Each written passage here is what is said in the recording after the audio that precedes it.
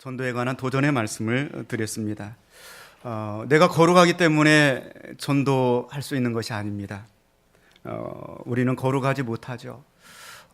예수 그리스도의 그 놀라운 은혜를 힘입어서 하나님이 우리를 구원해 주셨기 때문에 그 은혜 때문에 우리가 전해야 한다는 것입니다. 톰 아이젠맨이라고 하는 사람이 IVP에서 발간한 유혹이라고 하는 책에서 그런 얘기를 했습니다. 그가 그런 경험을 했어요. 언젠가 여행을 갔다가 골프채를 도난을 맞았습니다. 이제 골프채를 도난 맞아서 속상한데 알고 보니까 보험에 가입이 돼 있어서 보험 처리가 가능하다는 이야기를 들었습니다. 한 13년 정도 이렇게 십몇 년 된 그런 골프채였는데 새 것으로 바꿔주겠습니다. 도대체 어떤 잊어버린 그 골프채의 그 품종에 관해서, 품목에 관해서 그렇게 알려달라고 이야기를 합니다. 근데 그 순간 이분의 마음속에 갈등이 생깁니다. 그거 한 십몇 년 된 건데 이번에 좀 새 걸로 바꿔볼까? 그래서 좀 더 나은 어떤 그 기종에 관해서 말을 할까? 그런 갈등이 생기죠. 그러다가 아무래도 기도의 문이 막힐 것 같다는 생각이 들어서 그냥 십몇 년 전 그 골프채에 관해서 이야기를 하고 보상을 받았다는 겁니다. 자, 그러면서 정말 우리는 살면서 많은 유혹과 또 많은 어떤 고비들을 넘긴다는 것이죠. 오늘 이 본문의 말씀에 한 사람을 보게 됩니다. 그 사람은 마태라고 하는 사람입니다. 그는 가버나움 세관에서 일을 합니다. 늘 주에 노출되어 있는 그러한 삶을 그는 살고 있습니다. 그때 당시에 이제 갈릴리 지역에서 가버나움은 그나마 좀 어떤 그곳에서 어떤 행정 수도 역할을 했던 장소입니다. 물론 지금에 가보면 흔적만 겨우 남아 있습니다. 그곳에서 이제 세관원에서 세리의 일을 하고 있었습니다. 그는 알페오의 아들이었습니다. 그의 아버지는 레위 지파였고요. 그의 조상들은 레위 지파이니까 대대로 제사장으로서 예배를 인도하는 그러한 사람이었습니다. 그런데 그가 성전에 있지 않고 세관에 있는 것입니다. 그때 당시에 그 상황이 어떤 그를 그렇게 만들었을 것입니다. 말할 수 없는 괴로움이 날마다 그에게 있었을 것입니다. 세리는 그때 당시에 오늘 같으면 이 세관원이라고 한다면 국세청에 근무하거나 그런다고 한다면 괜찮은 직업입니다. 공무원 중에서도. 그런데 그때 당시에 이 세리들은 별로 좋은 직업이 되지 못했습니다. 왜냐하면 로마의 식민 지배 상황 속에 있어서 로마가 국민들에게 세금을 걷어 들어야 되겠는데 얼마나 껄끄럽겠습니까?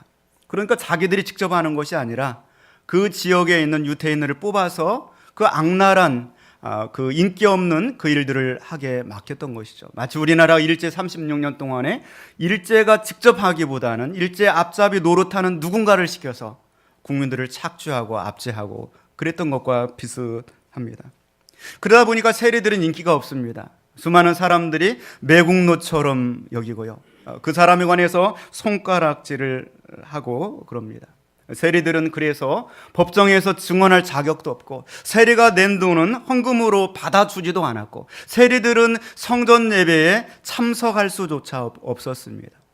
자기 조상 대대로 하나님의 말씀을 전하는 레위 지파의 제사장의 후손인데 정작 자신은 성전에 나아갈 수도 없는 그러한 죄인이 되어 있었던 것입니다. 그런데 그러한 죄인에게 예수님이 찾아오시는 것이죠. 오늘 본문의 말씀 9절 말씀입니다. 한번 같이 보겠습니다. 예수께서 그곳을 떠나 지나가시다가 마태라 하는 사람이 세관에 앉아있는 것을 보시고 이르시되 나를 따르라 하시니 일어나 따르니라. 아멘. 아무도 세리 마태를 눈여겨서 정말 이 따사로운 시선으로 대해주지 않았어요. 그런데 오늘 9절 말씀 보니까 마태 자신을 봐주신 예수님을 기술하고 있는 것이죠. 어쩌면 자신의 자서전과 같은 이 마태복음에서 9절 말씀에 보니까 세관에 자신이 앉아있는 것을 예수께서 보셨다 이렇게 말씀하고 있습니다. 우리가 특별히 오늘 우리 기도하시는 우리 이양교한 수집사님께서 말씀하신 것처럼 11월 19일 날 추수감사절에 우리 영적인 좀 추수의 날이 되었으면 좋겠다. 그래서 지난주 1차 작정을 했습니다. 또 이번 한 주간 동안 여러분 눈여겨서 보시기를 바랍니다. 정말 하나님께서 찾으시고 원하시는 그 영혼이 반드시 보이도록 하나님이 역사해 주실 줄로 믿습니다. 그때 당시에 사회적인 문둥병자와 같은 그 세리 마태를 어느 누구도 따뜻한 시선으로 인간으로 바라봐 주지 않았습니다. 예수님께서 그를 보셨다고 말씀하고 있습니다.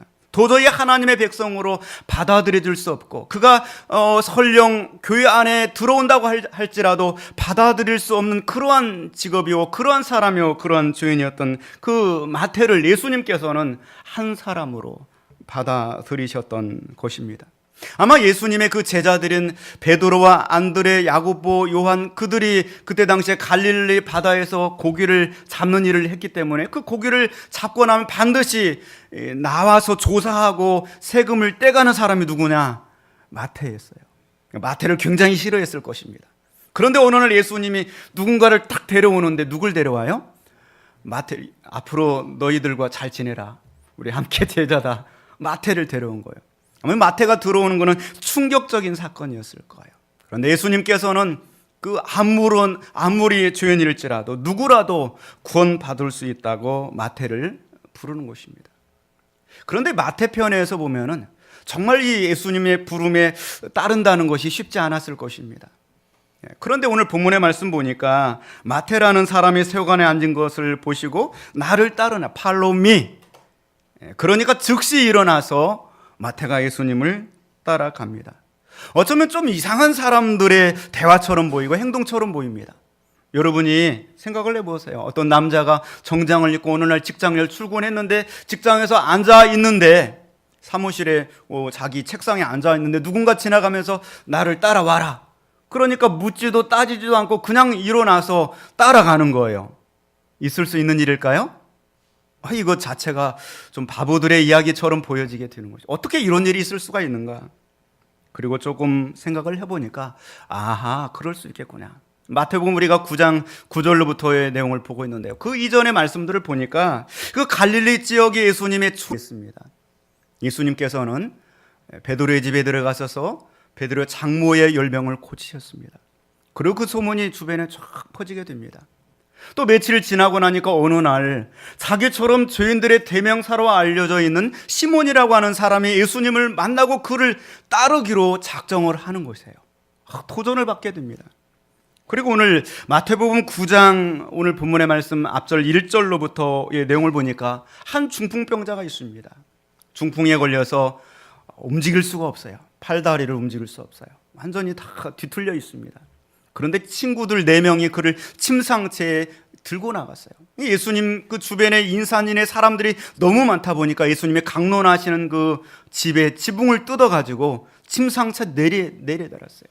근데 예수님께서 그 중풍병자를 고쳐주셨다는 소문이 들려오는데 거기 소문이 그냥 들리는 것이 아니라 예수님께서 고쳐주시는데 그냥 고쳐주신 것이 아니라 내 죄사함을 받았느니라. 할렐루야. 그렇게 선언하시면서 바로 앞에 이 내용이 그렇습니다. 고쳐주시는 것이죠.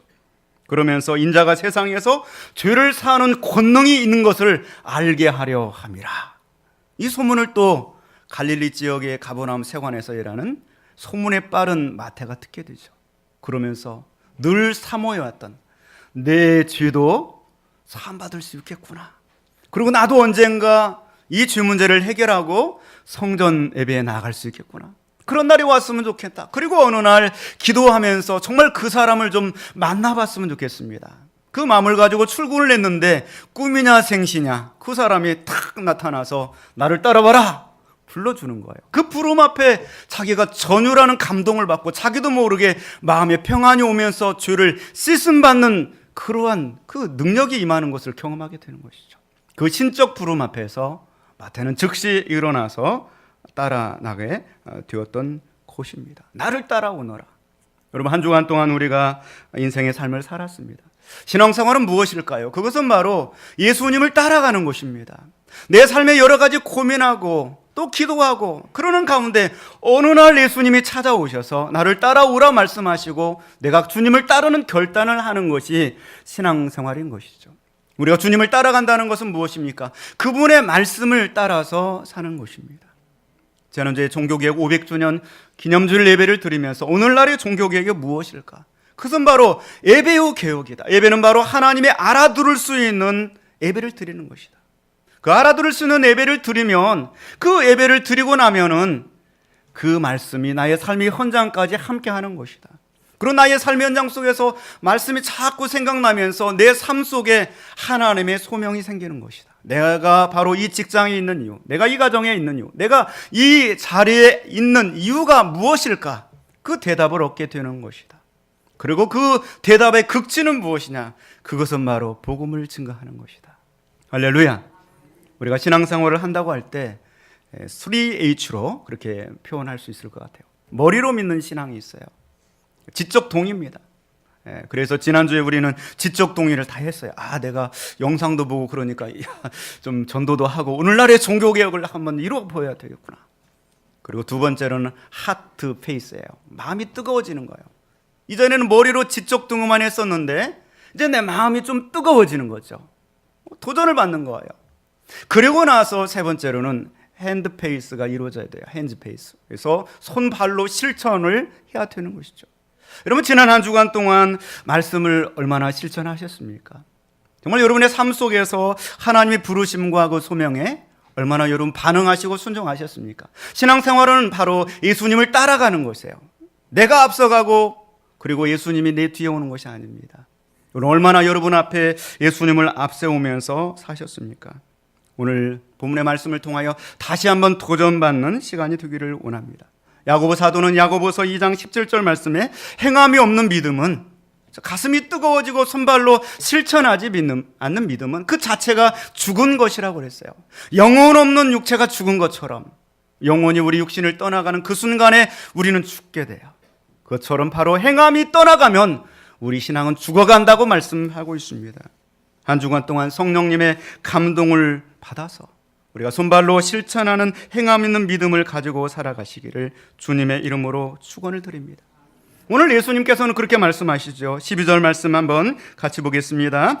예수께서 들으시고 이르시되 건강한 자에게는 의사가 쓸데없고 병든 자에게라야 쓸데있니. 왜 예수님께서는 하필이면 마태에게 찾아오셨습니까? 좀 더 나은 사람을 찾아서 만나야죠. 좀 더 나은 사람을 제자를 삼았으면 좋았을 텐데 왜 하필이면 마태입니까? 예수님은 그것에 관한 대답으로 건강한 사람에게는 의사가 쓸데없고 병든 자에게라야 의사가 쓸데있다고 말씀하고 있습니다. 참된 의원이라고 한다면 병든 사람을 치료하는 사람이고요. 병든 사람이 많이 왔을 때 그 병원은 잘 되는 거예요. 그렇잖아요. 병든 사람이 아무도 찾아가지 않으면 그 의사가 무슨 일을 할 수 있겠어요? 이 땅에 교회를 세운 목적은 무엇일까요? 영적으로 병들어 있는 수많은 사람들이 찾아와서 이곳에서 치유받고 예수님을 만나고 변화되는 역사가 일어나야 될 줄로 믿는 것입니다. 그렇죠.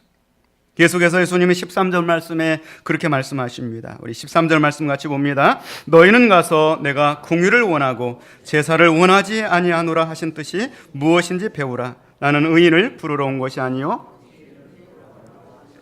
아멘. 여기 말씀 보니까 나는 공의를 원하고 제사를 원하지 않는다. 이게 도대체 무슨 말씀일까? 공의를 원하고, 이 제사는 오늘날로 표현하면 예배잖아요. 나는 예배를 원하지 않고, 근데 성경 말씀 보면 하나님께서는 예배하는 자를 기뻐하시느니라. 할렐루야. 예배 드리는 것을 기뻐하셨어요. 삶에 실패할 때도 예배를 중심으로 사는 자들을 하나님 기뻐하셨어요. 그런데 여기 말씀에서 나는 이 예배보다는 공의를 원한다. 호세아 6장 6절 말씀을 인용한 것인데요. 호세아 6장 6절 보면은 나는 인애를 원하고 제사를 원치 아니하며 번제보다 하나님을 아는 것을 원하노라. 이렇게 말씀하고 있습니다. 한 주간 동안 이 말씀을 붙들고서 도대체 무슨 말씀일까? 예배보다 공의를 원한다. 나는 제사를 원하는 것보다 나는 공의를 원한다. 도대체 무슨 말씀일까요? 그리고 생각을 해보니까 하나님께서 우리에게 주신 제사 제도라고 하는 것은 인간이 죄인이어서 도저히 하나님 앞에 나갈 수 없기 때문에 양의 피를 잡아서 그걸로 하여금 내 죄를 씻게 하고 그리고 하나님 앞에 나갈 수 있는 길을 열어준 것이 제사입니다. 그렇잖아요. 도저히 인간이 하나님 앞에 죄 때문에 나갈 수 없기 때문에. 곧 하나님이 받으시는 그 제사의 그 근본적인 가장 그 정신이 뭐냐? 그 핵심이 뭐냐? 그거는 바로 하나님의 긍휼인 것이죠. 인간이 하나님 앞에 도저히 나아갈 수 없기 때문에.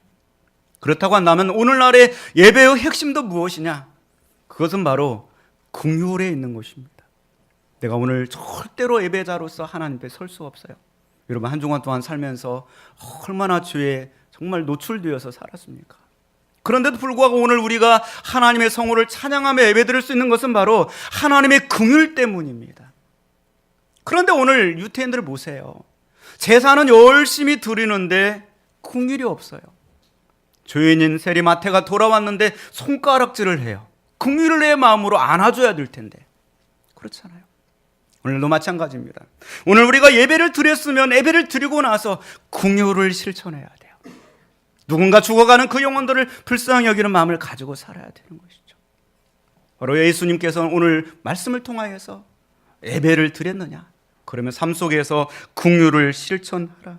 어떤 좋은 재물을 바치는 것을 하나님은 원하시는 것이 아니라 우리의 삶을 통하여서 주인과 다시 교제되는 그 기쁨을 즐거워하시고 우리의 삶 속에서 하나님을 떠나 있었던 그 영혼들을 하나님께 초청하고 그를 만나는 것을 하나님이 원하신다고 말씀하고 있는 것이죠. 제사 자체에만 열심 내지 말고 삶의 현장 속에서 그 말씀을 붙들고 한 영혼이라도 구원하는 삶을 살라는 것입니다. 유태인들 보세요. 열심히 제사를 드리는데 자기 식구조차도 구원하지 못한다면 그것이 과연 긍휼을 가진 예배냐? 하나님이 바라시는 그런 예배적 삶을 살고 있는 것이냐? 그렇게 말씀하고 있는 것이죠. 하나님이 오실 때 모든 사람들은 다 죄인입니다. 모두가 다 구원받아야 될 하나님의 천도의 대상이 되는 것이죠. 지난주에 극동방송을 들어보니까 한 20여 년 전 찬양 복음성가가 들려오는데요. 그 복음성가가 밤에 가슴에 확 와닿으면서 한 주간 동안 계속 생각이 나는 겁니다. 여러분도 아마 기억나실 거예요. 죄에 빠져 헤매이다가 지쳐버린 나의 모습은 못 견디는 아픔 속에서 그렇게 쓰러졌을 때 아무도 오는 사람이 없어 정말로 난 외로웠네.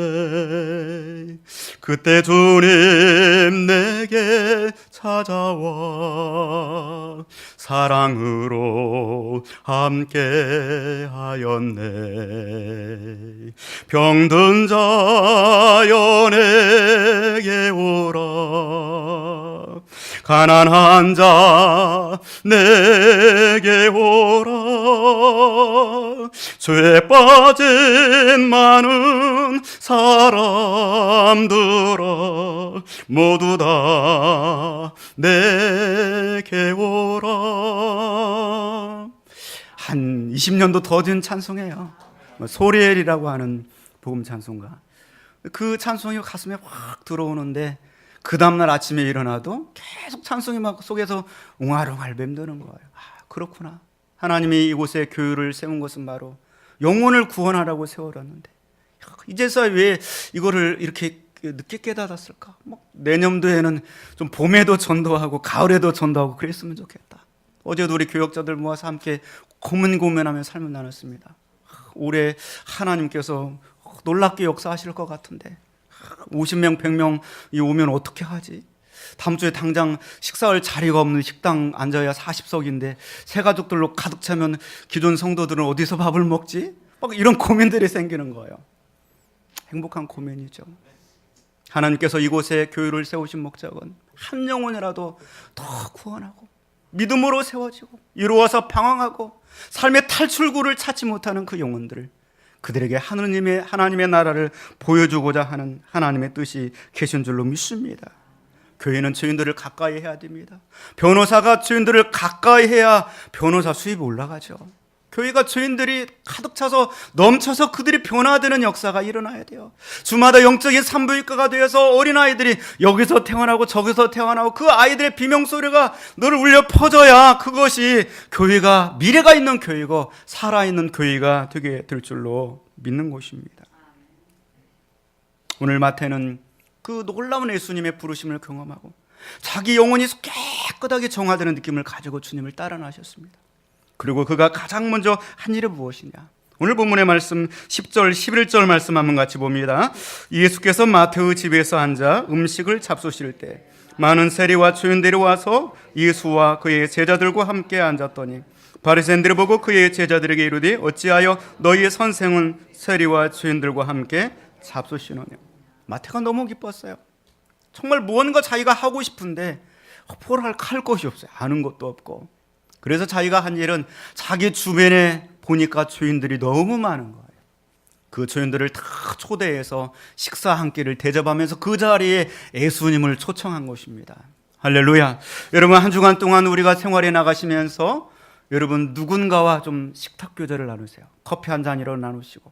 39명이 지난주 1차 작정이 됐습니다. 우리 주보에 34명이고요. 또 주중 또 그 2타 인원이 작정이 됐어요. 여러분, 그들과 이번 한 주간 동안 해야 될 일은 만나셔서 차 한 잔이라도 나누세요. 그래서 식탁 교제를 하십시오. 음식을 했으면 그 음식을 가지고 좀 나누세요. 나눠 드리면서 그러면서 좀 여러분 삶의 전도를 할 수 있기를 원합니다. 여러분, 음식을 나눌 때 대화가 열려요. 그렇잖아요. 그리고 우리나라 같은 경우는 다도라고 하는 문화가 있습니다. 그냥 이 차가운 주스를 주면 그냥 마셔버리고 끝나요.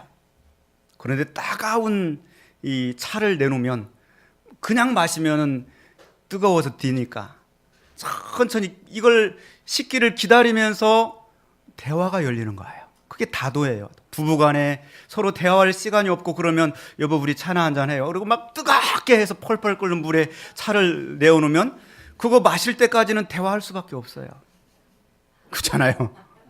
음식을 나누면서 그 죄인들이 예수님과 음식을 나누면서 뭐 했겠어요? 대화를 했겠죠. 주님, 저는 이런 사람입니다.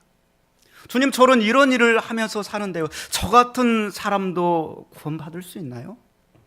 주님, 저는 한 주간 동안 이러이러한 일을 겪었는데 저 같은 사람도 교회 나가도 되나요? 대화가 이루어졌겠죠. 주님, 그 대화를 통하여서 그들을 전도하고 주님 품으로 인도하기를 기뻐하신 줄로 믿습니다. 샘 슈메이크라고 하는 사람이 있습니다. 이분이 그리스도인들에게 경고를 하는데요. 그리스도인들이 살면서 택해야 될 자리는 구원의 가장 안자리가 아니라 가장자리라고 이야기를 했어요. 참 어려운 표현이죠. 구원의 가장 안쪽에 앉아 있으면 일반적인 죄인들의 그 삶의 모습이 보이지 않아요. 어쩌면 목회자들, 교회 중직자들의 모습입니다. 저도 전도하려고 보니까 대상자가 아무도 없는 거예요. 어떻게 만나야 될지 생각해 보니 막막했습니다. 그렇잖아요. 그래서 샘 스메이커는 그런 얘기를 했어요. 너무 안쪽에 들어가 있으면 그 바깥에서 출구를 찾지 못하고 어둠 속에 헤매고 있는 그 사람들이 보이지 않는다는 거예요. 구원의 좀 가장자리에 있어라. 그곳에서 좀 주님들과 어울리기도 하고 그럴 때 그들이 고통하는 소리를 듣게 되고요. 그들의 손을 누군가 잡아주기를 원할 때 내가 손 내밀 수 있어야 되는 거예요. 할렐루야. 나만 행복하고 나만 구원받고 그걸로 가득 차 있는 사람은 오늘 바리새인들처럼 될 수밖에 없는 것이죠. 어떻게 저런 죄인들이 올 수가 있어? 손가락질하고 남을 판단하기는 하는데 정말 주님이 원하시는 그런 예배를 드릴 수 없는 거예요. 긍휼의 예배. 나도 원래 그런 사람이었었는데 하나님 나를 구원하여 주셔서 그런데 내가 이렇게 예배자로 세워 있는데 그 근본적인 긍휼의 정신을 잊어버리고 남을 정죄하는 의인의식을 가지고 살 수 있다는 것이죠. 여러분, 한 주간 동안 우리가 말씀을 또 기억하며 삶의 예배를 드릴 수 있기 원합니다. 마태는 너무나 행복해하고요. 그리고 나중에 마태는 신약 성경 최초의 성경인 마태복음을 기록하는 자리까지 이르게 되고요. 또 역사가들에 의하면 저 유고까지 나가서 복음을 전하다가 참수형을 당하면서 주님을 위해서 죽기까지 하는 사람이 되었던 것이죠. 오늘 여러분 한 주간 동안의 말씀을 기억하시면서 여러분 누군가에게 따뜻한 차를 나누고 그리고 교제하며 그를 초청하고, 그리고 누군가가 정말 내 손 잡아줬으면 좋겠다. 이 가을을 타면서 가슴이 시리고 허전하고 내 영혼에 공허하며 내 존재에 가부으며 이렇게 고민하고 있는, 그 존재적 고민을 하고 있는 그 인간들에게 손을 내밀어서 잡아줄 수 있는 저와 여러분이 될 수 있기를 주님의 이름으로 축원을 드립니다. 자, 오늘도 영상 하나 보고 그러면서 여러분 또 주보에 넣어드린 그 용지를 만지작 하시면서 여러분이 정말 찾아야 될 그 VIP를 좀 기록해 보시길 바랍니다.